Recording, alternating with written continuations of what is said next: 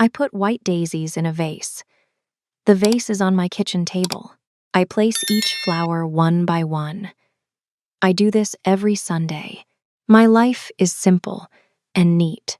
I keep it in order. I am not a careless woman. I am always careful in love. This is just how I am. Every morning, I wake up at 7. I put on my clothes. I make black coffee. I walk to the small coffee shop on my street. I sit at the same table. The table is near the window. I put my bag on the chair next to me. I open my book and I read. The shop is quiet and warm. I always like it there. The coffee is strong and hot. I sit for 1 hour. Then I walk to work.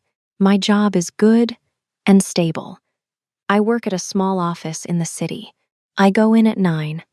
I leave at 5. I do the same work each day. My boss trusts me. I do a good job.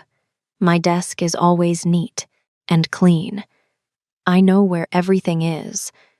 I like my life in order. My house is small and clean. I live alone. Every book is in its place on the shelf.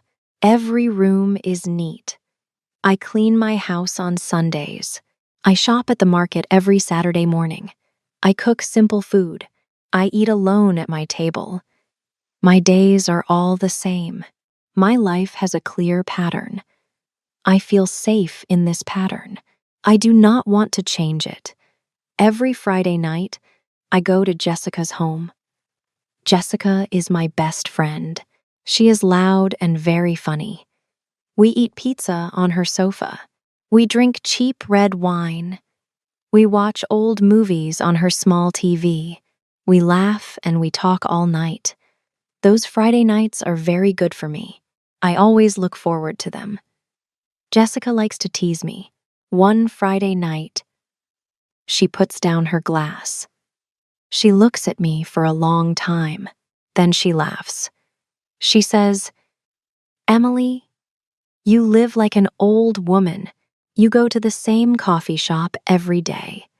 You sit in the same chair. You read the same books. You are not even 45 yet. Go out and talk to a new person. Go out and make a mistake." I just smile at her. I tell her I am fine. But inside, I know the truth. I do not want to get hurt. I feel safe in my quiet life. I do not want to lose it. One Saturday, the sky gets dark. The rain starts. I walk to a small bookstore near my house. I forget my umbrella at home. The rain falls fast and hard. I run to the bookstore door and I stop there. I stand under the small roof outside. I wait. The street gets very wet. The rain is loud above me. Many people walk by with umbrellas. I have no umbrella. I just stand there and wait.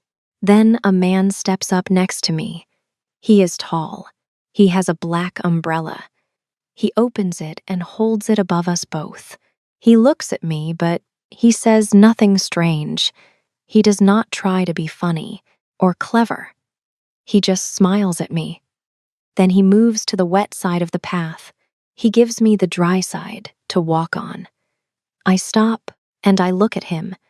He has very dark eyes. They are calm and quiet. I feel something strange in my chest. I do not know what it is. He tells me his name is Julian. I tell him my name too. We stand in the rain and we talk. It is easy to talk to him. This surprises me a lot. After that day, Julian finds small ways to see me.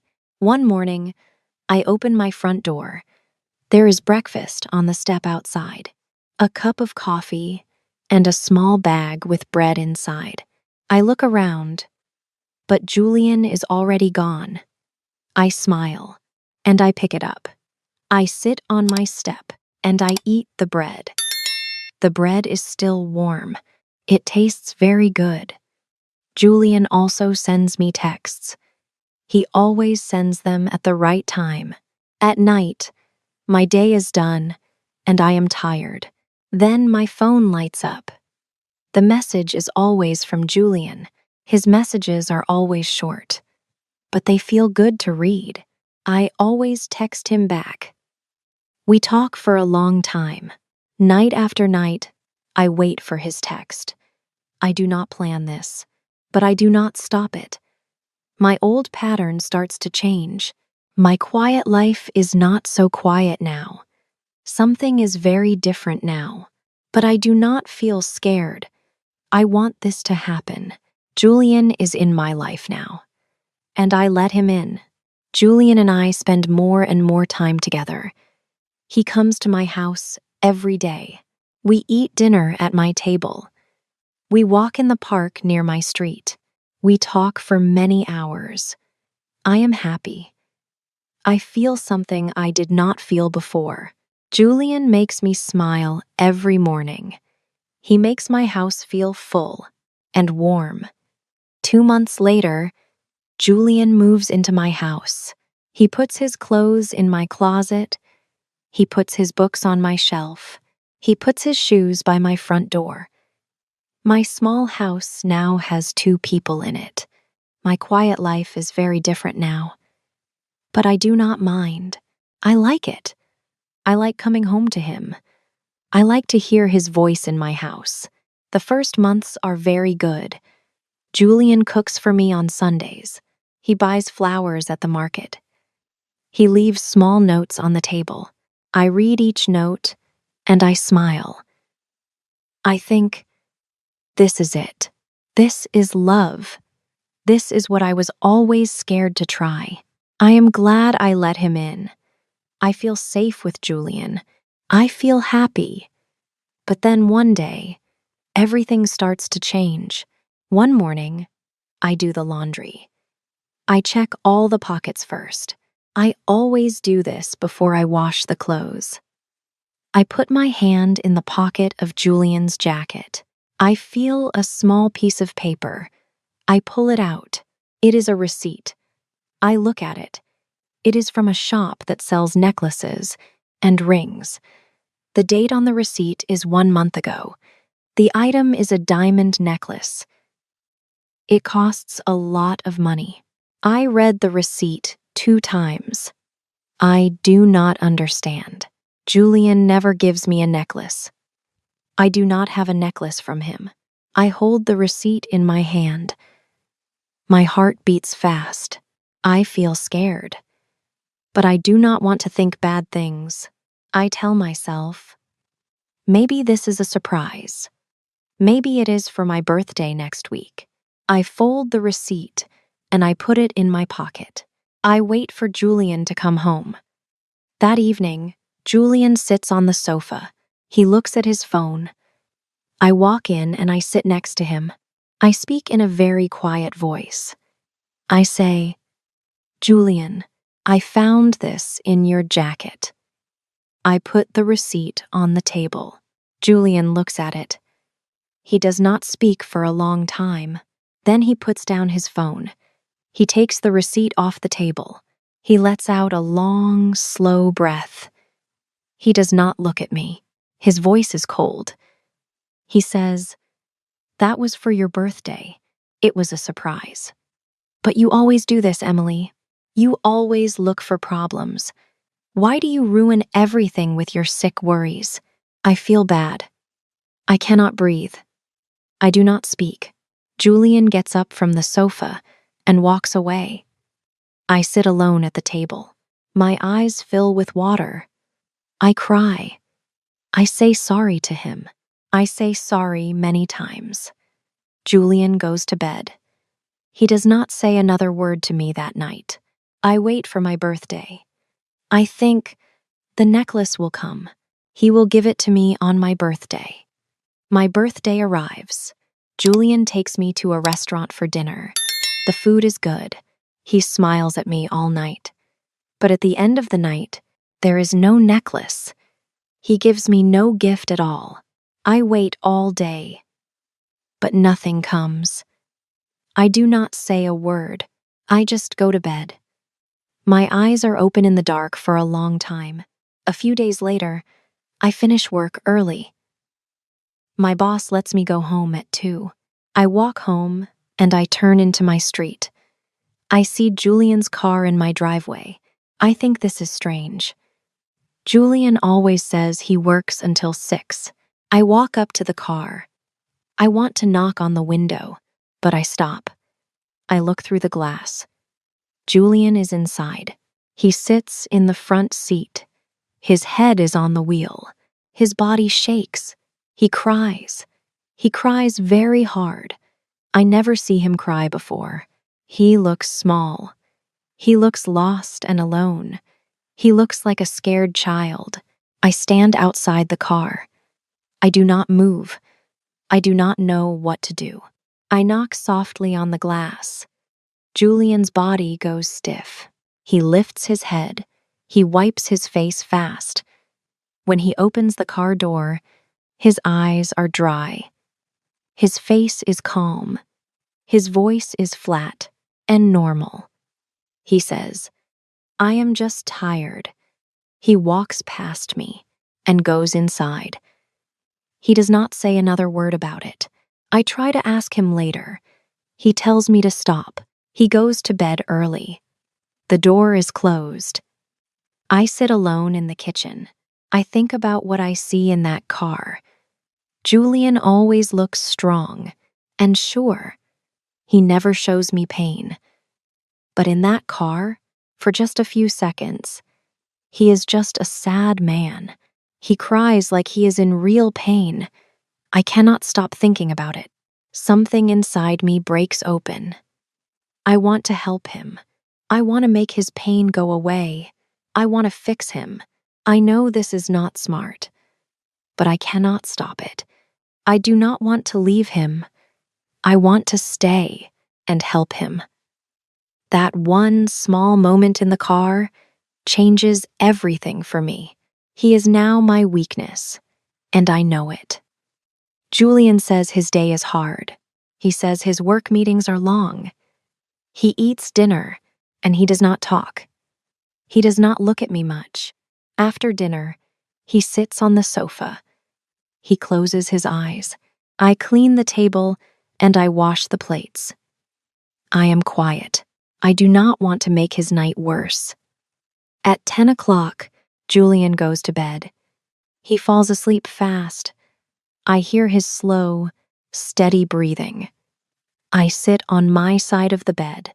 I read a few pages of my book. Then I put the book down. I reach for the iPad on the small table next to the bed. I want to set an alarm for the morning. I tap the screen. The screen lights up. A message pops up at the top of the screen. The name says, "Client, Dan." I see the first words of the message. I stop. I do not move. I read the words again. They say, "Last night was amazing. Tell her you are on a work trip again this weekend. Miss you." Below the words, there is a photo. In the photo, Julian holds a young woman close. He puts his lips on her neck. His eyes are closed. He smiles. I know that smile. I know his face very well. There is no mistake. It is Julian. It is him. I put the iPad down on the table, very slowly, very carefully. I do not make a sound. I look at Julian. He sleeps on his back. His chest goes up and down. His breathing is slow and calm. His face looks peaceful. He looks like a man with no secrets. He looks like a man with no problems. I watch him for a long time. I do not blink. His breathing now feels wrong to me. Each slow breath now makes my stomach hurt. I get up from the bed. My feet touch the cold floor. I walk across the room. I do not turn on the light. I go into the bathroom and I close the door. I turn the small lock. Click. I sit down on the floor. The tiles are very cold under my feet. I pull my knees up to my chest. I put my arms around my legs. I sit like that on the cold floor. I cry. But I cry with no sound. My whole body shakes. My mouth is open, but no sound comes out. The tears run down my face and onto my arms. I do not wipe them away. I just let them fall. I think about the receipt. I think about how I say sorry to him. I think about my birthday with no gift. I think about Julian in the car, crying. I think about how I want to fix him. I think about all the mornings and all the nights. I think about his shoes by my front door. The photo is very clear. The words in the message are very clear. There is no other way to read them. I know the truth now. I sit on the cold tiles and I hold my knees. I cry until I have no more tears. Then I just sit there in the dark and the quiet. I do not go back to bed. I stay on the floor all night. Julian moves out 1 week later. He takes his clothes from my closet. He takes his books from my shelf. He takes his shoes from my front door. He puts everything in 2 big bags. He carries the bags to his car. He does not say much. I stand in the hall and I watch him. I do not cry in front of him. I do not speak much either. He closes the front door behind him. I hear his car start. I hear it drive away. Then my house is quiet again. But the quiet feels very bad now. I sit on my sofa. I hold my phone in both hands. I find Julian's number. I press delete. A small box asks me, "Are you sure?" I press yes. His name is gone. I put my phone on the sofa next to me. I take a slow breath. I sit very still. 10 minutes later, my chest hurts. It is a real, sharp pain. My hands shake. I pick up my phone again. I find his number in the deleted list. I press restore. His name comes back. I put the phone down. I feel stupid. I feel weak. I do not like this feeling. But 1 hour later, I pick up the phone again. I delete his number a second time. I put the phone face down on the sofa. I get up and I go to the kitchen. I make a cup of tea. I come back to the sofa. I pick up my phone again. I open the deleted list. I restore his number again. I sit there and I look at his name on my screen. I do not call him. I just look at his name. I do this 3 times in one night. I delete his number. I restore his number. I delete it again. My fingers grip the phone very hard. My fingers turn white. I know this is wrong. I know I must stop, but my hands do not listen to my head. Later that night, I go to the kitchen bin. I open the lid. Earlier in the day, I put Julian's old gray shirt in the bin. I look at it in there. I reach in and I take it out. I hold it in my hands. I bring it to my face. I breathe in the smell. It still smells like him. I stand in my kitchen alone and I hold his old shirt. I do not put it back in the bin. I take it to my bedroom and I put it on the bed next to me. I feel bad about this, but I cannot throw it away again. Not tonight. 2 days later, I go to Jessica's home. I do not want to be alone in my house anymore. The empty rooms feel too big and too quiet. I take the bus to Jessica's street. I knock on her door. Jessica opens it fast. She takes one look at my face. She does not say a word.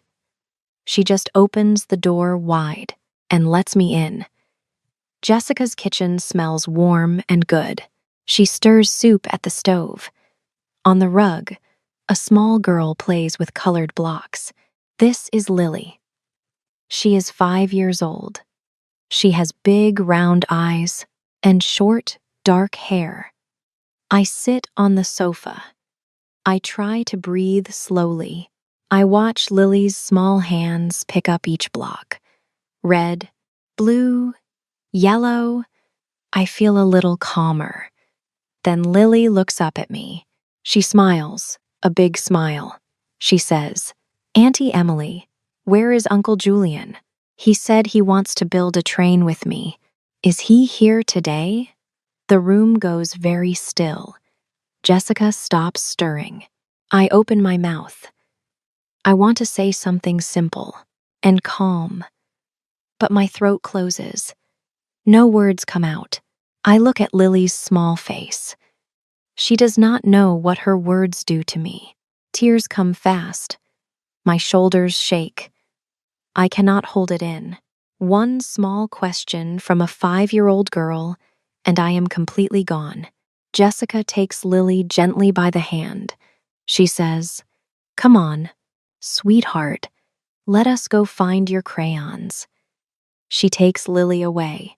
I sit alone on the sofa. I put my face in my hands and I cry hard. 2 months pass. I go back to work. I get a new haircut. I go back to my old routines. My boss says I look well. People think I move on. I think I move on too. But one evening, I go to the supermarket. I walk to the fruit aisle. I pick up a green apple. Then the music starts. The speakers play a slow, soft song. I know this song very well. Tyler always puts it on when we cook dinner on Sunday nights. We always dance a little in the kitchen. It is our song, "I Cannot Move." All the Sunday nights come back to me. His voice, his laugh, his hand in mine. It all comes back at once and hits me hard. My legs go weak. I put the apple back. I leave my basket on the floor. I run out to the car park. I get in my car and I lock the door. I put my face on the wheel and I cry. I cry very loud and very hard. Just like the first night, all the work of 2 months feels like nothing. I cry until I am empty.